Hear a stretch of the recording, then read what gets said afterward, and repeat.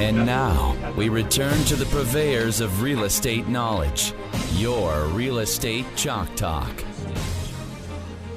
Hey, welcome back to the program. This is your Real Estate Chalk Talk. You can call us at 612-627-8000.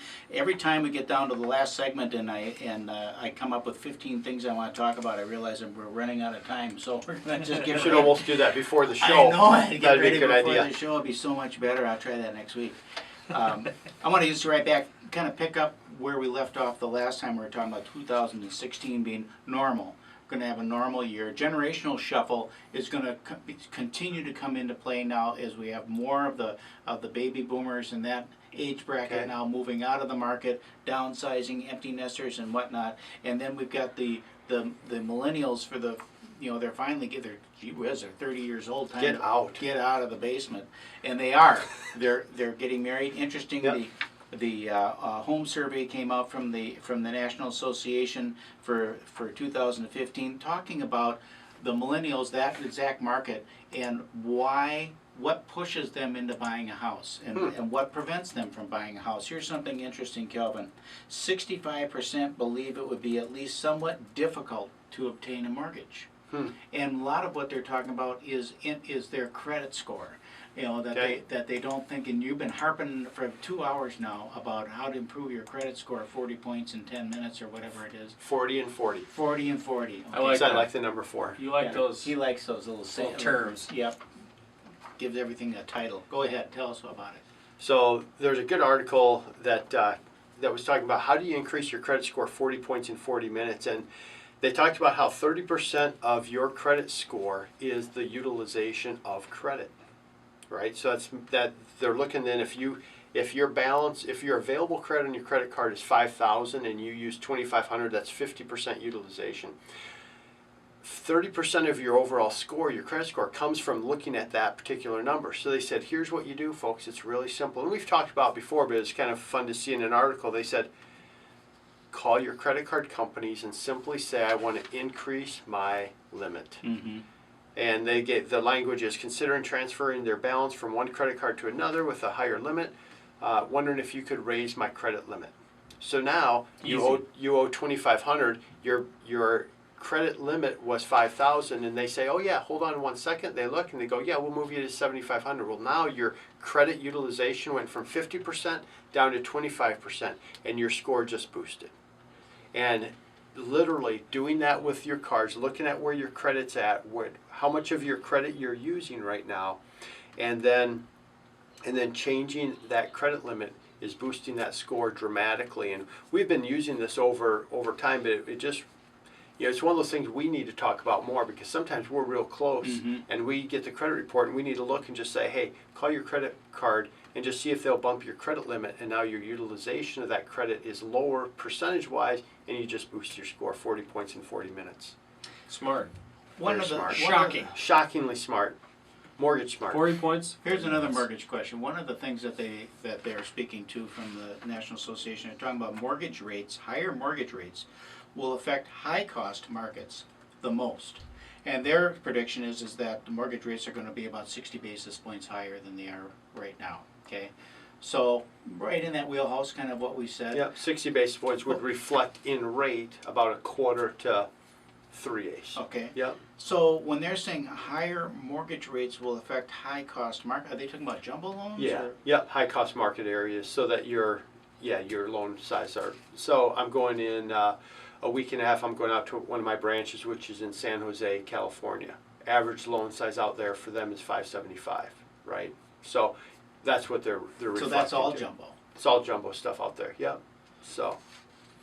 Is it like FHA has different limits in different parts of the country based on income? Yep, they do as Does the well. jumbo market do the same thing? Yeah, you can go conforming a little bit higher, but then it caps. So the challenge out there is always how do we set our caps for, and this is stuff that people on the radio don't really care about. But so you just have to be really thoughtful on how you set your pricing policy in those high cost areas. I'll just leave it at that. Another driver of the market that it does affect us quite a bit in this market is that the already unaffordable rents will go up more than home prices will go up. And you know, our vacancy rate in the Twin Cities is pretty darn low. I mean, it's just a couple of percent. vacancy rate, and most of that is it's not really vacant. They're just in the process of turning over. Mm-hmm. So a property winds up being empty for a while they clean and paint and change out carpet and those types of things. So with the mortgage rates, or I'm sorry, with the rental rates going up, it's two things. First of all, it makes it more attractive for an investor now to go out and purchase a property because those higher rents will produce a better yield. But at the same token, the price is going to track with that too. Makes those properties now more valuable, and it's that whole thing. We love working with investors. So if you're thinking of getting into the business, you look at the stock market, like we have over this year. I mean, it was flat for 2015. It's basically what you had in last year is what you got right now. Right. Whatever you put in, unless you had a bunch of money in oil. Unless you had a bunch of money in oil, then you got you're less. still missing those dollars. But I mean, you would have been better off to stick it underneath your pillow, in a lot of cases. So why would? It's not what we're recommending, though. No, but doesn't it make sense then to buy, especially if you're renting, to buy a house? You might as well invest in yourself and your family and buy a house, and you put the down payment into it. The appreciation happens on the entire purchase price, and you got to live somewhere. And if you're renting, you're paying a mortgage anyhow. It might just well be your own mortgage. And if you're looking to invest money as an investor, and you look at look around, it's like, gee willikers, where do you put it? Yeah, and inventory is down too with duplexes and fourplexes and what's considered a still residential purchase in the areas of St. Paul and Minneapolis. So if you're looking for something in that area to invest your money into, you're going to find a little bit of a struggle as well. You don't have as much to choose from. So to find properties that are priced well and can cash flow on normal types of down payments can be a challenge. I have a listing right now that's on the market in St. Paul, real close to Grand Avenue and Summit. It's $250,000. Great duplex. It makes sense. The down payment that you'd put into that, along with the rents that they're achieving over there with tenants in place, has you cash flowing immediately. So there are opportunities out there. 612-627-8000 is our phone number. RealEstateChalkTalk.com is the website to connect with us. There are opportunities out there that you can find yourselves in a really good spot, especially with continuing increasing real estate market, where values are continuing to go up, rents are continuing to go up. You're in a good spot if you're an investor and looking to purchase something in the real estate market.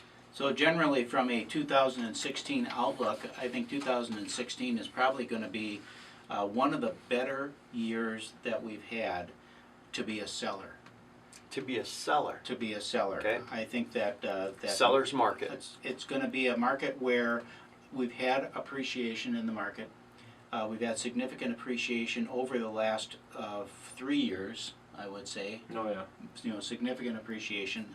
Most of the Twin City market, with a few nuances here, there's always exceptions, but most of the market has fully recovered and is at 2006 or so levels, with the exception of your house probably still isn't up there, Kelvin. But so there's that part. Come on. And now you've got all these millennials who is the largest buying population we have ever seen, who are now getting married, which is the main driver. So they were late to get married, and so that's starting to happen. Have kids, all that stuff. Pretty soon they're looking around and saying, we got to settle down and get a place. All those factors are lining up, coupled with the fact that inventory is so low. So if you've been kind of waiting, thinking that you're going to move, if you're got a little gray hair like I do, and you're thinking you want to downsize, we have a lot of people that we're involved in the transaction right now. They're going to Arizona. Packing up. They're out of here, selling the house, and off to Arizona they go.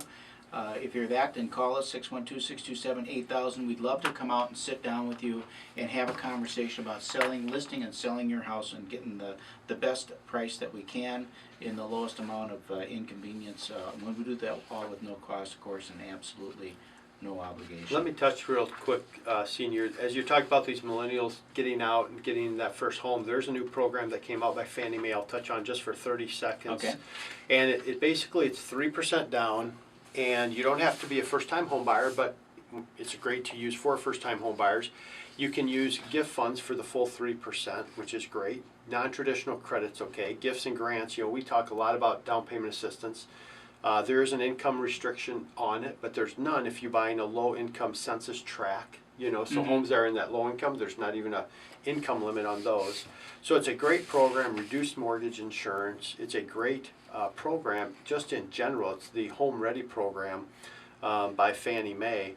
So 97% financing, you only need 3% down, and you can even have that money be borrowed. But it's great to have your own, have some skin in the game. But 3% down. What type of income ceiling do you see then in a traditional area that's not in a low income tract?